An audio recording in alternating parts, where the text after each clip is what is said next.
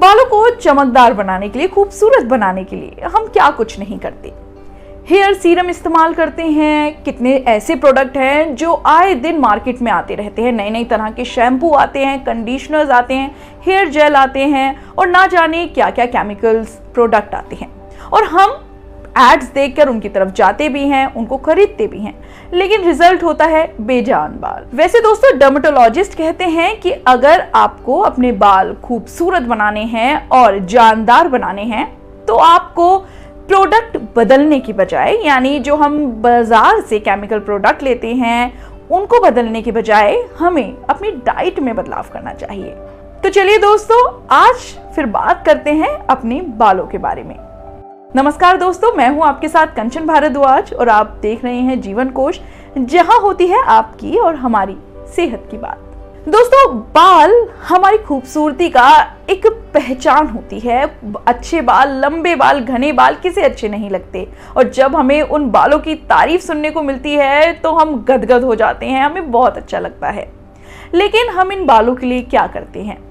सिर्फ shampoo, conditioner, jail या serum से नहीं बात बनेगी, हमें अपनी डाइट में बदलाव करना होगा। मेनली चीजें हैं जो हम खाते हैं वो हमारी स्किन पे दिखता है, वो हमारे बालों में दिखता है, वो हमारे पूरे शरीर में दिखता है। इसीलिए हमें अपनी डाइट पोषक तत्वों से भरपूर, यानी न्यूट्रिएंट से भरपूर रखनी चाहिए। दोस्तों, डॉक्टर्स ऐसा कहते हैं कि हमें अपनी डाइट में बदलाव करना है और डाइट में बायोटीन लेने की जरूरत है।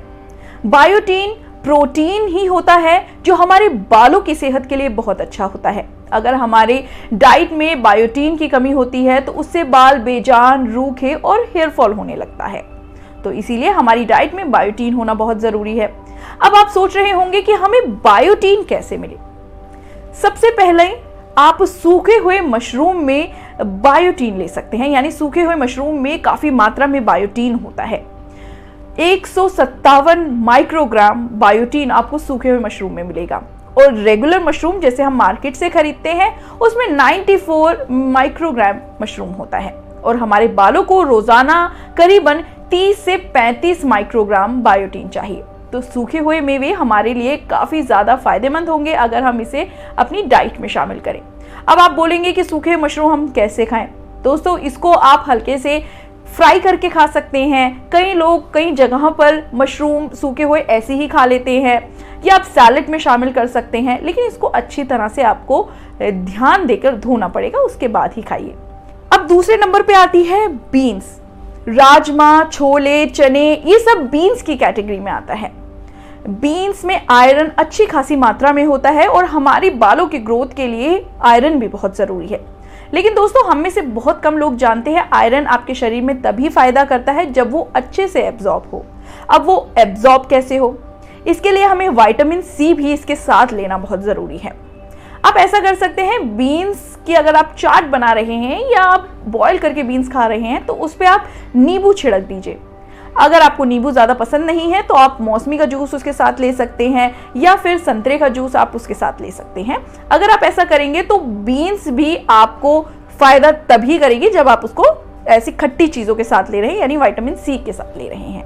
तीसरी चीज़ आती है, जो लोग नॉन वेजिटेरियन हैं, अगर वो चिकन खाते हैं और लेग पीस नहीं खाते तो ऐसा मत कीजिए, क्योंकि बालों की हेल्थ के लिए लेग पीस जरूर खाएं, क्योंकि उसमें एल-लाइसिन नाम का कंपोनेंट होता है जो हमारे बालों के लिए बहुत ही ज्यादा इंपॉर्टेंट होता है।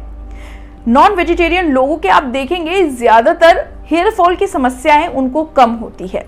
ऐसा नहीं है, मैं ये नहीं कह रही नहीं होती, लेकिन कम होती है। क्यों? क्योंकि उन्हें नॉन वेज डिशेस में एल-लाइसिन मिल जाता है, लेकिन लेग पीस में, चिकन लेग पीस में एल-लाइसिन ज्यादा मात्रा में होता है, इसीलिए हमारे बालों के लिए वो अच्छा है। आप उसको, चिकन लेग पीस को तो आप तंदूर चिकन लेग पीस की तरह खा सकते हैं या फ्राई करके खा सकते हैं, उसकी बहुत वेराइटीज हैं, ये नॉन वेजिटेरियन लोग बहुत अच्छे से जानते होंगे। दोस्तों, और भी ऐसी चीजें हैं जिससे हम अपनी डाइट में बदलाव करके अपने बालों को बहुत खूबसूरत और जानदार बना सकते हैं, जैसे एवोकाडो। आजकल एवोकाडो का ट्रेंड बहुत चला है, एवोकाडो हम खा के कर सकते हैं। साथ ही क्रैनबेरी जूस में विटामिन सी अच्छी खासी मात्रा में होता है, आयरन अच्छी खासी मात्रा में होता है, तो आप वो भी ले सकते हैं। अंडा, अब कई लोगों को अंडे को लेने का सही प्रोसेस नहीं पता होता। दोस्तों, अंडे की आपको जर्दी लेनी है, यानी जिसे हम एग योक कहते हैं, वो हमें लेनी है, ना कि हमें आउटर पोर्शन।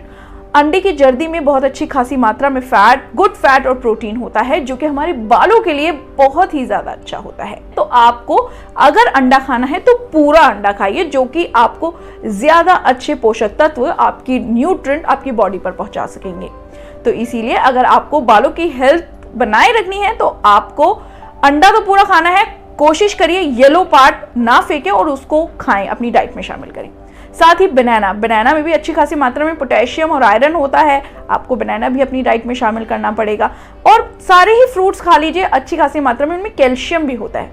लेकिन दोस्तों यहाँ मैं लेडीज को एक चीज जरूर बताना चाहूंगी, लेडीज में पीरियड्स होते हैं, इसीलिए हमें आयरन की मात्रा हमारी बॉडी में ज्यादा होनी चाहिए, यानी आयरन की हमारी बॉडी में खपत ज्यादा होती है कंपैरेटिवली जेंट्स के, मेल्स के। रोजमर्रा की जिंदगी में लेडीज को करीबन 15 मिलीग्राम आयरन चाहिए होता है, जो कि हमारी बालों के लिए भी बहुत अच्छा होता है, मैंने आपको पहले भी बताया। लेकिन मेल्स को सिर्फ 10 मिलीग्राम चाहिए होता है, इसीलिए फीमेल्स को ज्यादा हेयर प्रॉब्लम होती है। और फीमेल्स को अपनी डाइट पर फोकस करना चाहिए, जैसा कि मैंने आपको बताया कि आप अपनी डाइट में बनाना, एवोकाडो, खट्टे फल और बीन्स ये सब शामिल करिए, सनफ्लावर सीड्स, फ्लेक सीड्स, ये सब शामिल करके आप अपने बालों को मजबूत और खूबसूरत बना सकते हैं। अब यहाँ बात करते हैं प्रॉब्लम्स की, लेकिन ये हेयर फॉल होता क्यों है? बहुत ऐसे रीजंस हैं जिससे हेयर फॉल हो सकता है। सबसे पहला रीजन जेनेटिक हो सकता है, आपके पापा या आपके मम्मी के काफी ज्यादा हेयर फॉल 40-45 की एज में होता आ रहा हो, और वो काफी 45 to 50 एज में आके आपके फादर, उनके बाल ही उड़ गए हों। तो ये बहुत ज्यादा निर्भर करता है कि ये बहुत ज्यादा आप पर प्रभाव डालेगा। हो सकता है आप जब उनकी एज में आए, यानी 40 to 45 में आए, तो आपके बालों की भी यही कंडीशन हो जो आपके पापा के बालों की कंडीशन हुई हो।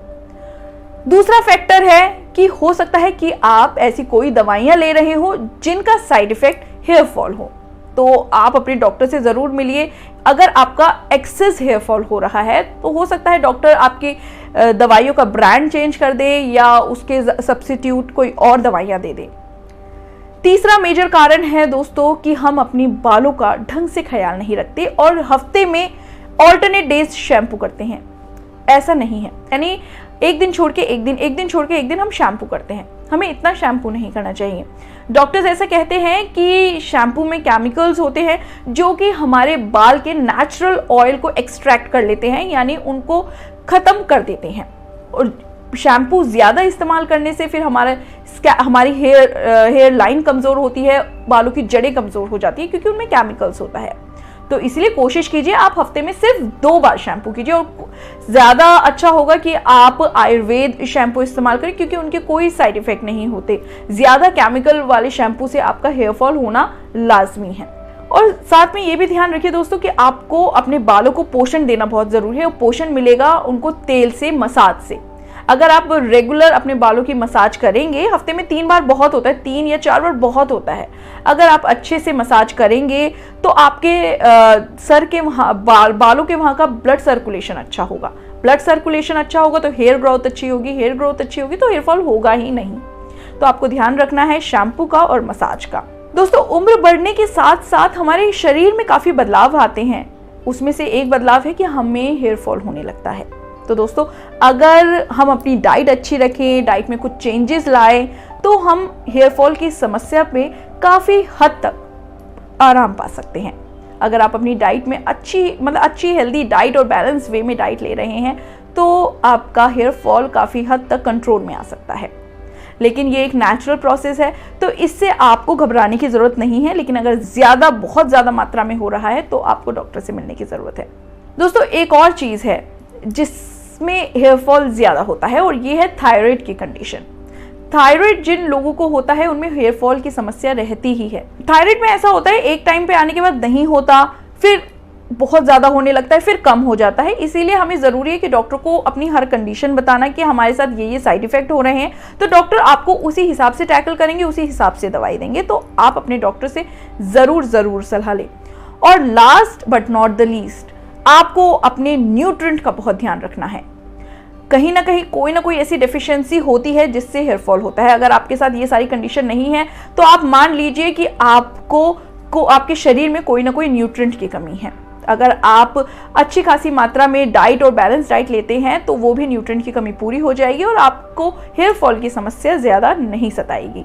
दोस्तों, प्रेगनेंसी भी एक ऐसा कारण होता है जब हमें हेयर फॉल बहुत होता है, यानी डिलीवरी के बाद। प्रेगनेंसी में भी बहुत लोगों को होता है, लेकिन 95% लोगों को 95% लेडीज़ को आप सुनेंगे कि ड्यूरिंग प्रेगनेंसी उनके बाल बहुत अच्छे हो जाते हैं। मेरा अपना पर्सनल एक्सपीरियंस है, जब मैंने बेबी कंसीव किया था और डिलीवरी तक मेरे बाल काफ़ी ज़्यादा अच्छे शाइनी हो गए थे। क्यों? क्योंकि हमारा लेडीज़ का हार्मोन लेवल काफ़ी ज़्यादा बढ़ जाता है, और हार्मोन लेवल बढ़ जाता है तो बालों की ग्रोथ बढ़ जाती है, शाइनी बाल हो जाते हैं, अच्छे लगने लगते हैं। लेकिन डिलीवरी के बाद जैसे ही हम बेबी को जन्म देते हैं उसके बाद हमें हेयर फॉल की समस्या बहुत होती है, जो कि मुझे भी हुई थी। तो आप उस टाइम हार्मोन का लेवल हमारा घट जाता है, धीरे धीरे डाउनवर्ड जाएगा, तो हमारा हेयर भी फिर उस तरह का हो जाता है, बहुत ज़्यादा बेजान हो जाता है। हम उस टाइम ख्याल भी नहीं रख पाते, और कुछ उस तरह की हमारी डाइट भी उस टाइम ऐसी होती है कि हम चीज़ें अपने बालों को उस हिसाब से नहीं दे पाते जिस हिसाब से चाहिए होती है। इसीलिए आपको उस टाइम ज़रूरी है कि अपने बालों की रेगुलर ऑयल से मसाज करें, जो ऑयल आपको सूट करता हो। दोस्तों, ये तो चीज़ें हमने आपको बताई कि क्या क्या वजहें हो सकती हैं जिससे आपको हेयर फॉल हो रहा हो। लेकिन दोस्तों, मैं यहाँ पर एक चीज़ और आपको बताऊंगी कि अगर आपके रोज़ 50 से 100 से 150 बाल गिर रहे हैं तो आपको चिंता की बात नहीं है, ये हेयर फॉल होना ये आम बात है। लेकिन अगर इससे ज़्यादा आपको बाल गिर रहे हैं तो आपको ज़रूरी है कि आप अपने डॉक्टर से मिले, डर्मेटोलॉजिस्ट से मिले, और उनसे सलाह लें कि आपके आखिर बाल क्यों गिर रहे हैं। अब वीडियो के आखिर में मैं आपको एक टिप ऑफ द डे बताऊंगी। आज हमारा टॉपिक हेयर का था, तो हेयर के ही टिप्स बताऊंगी।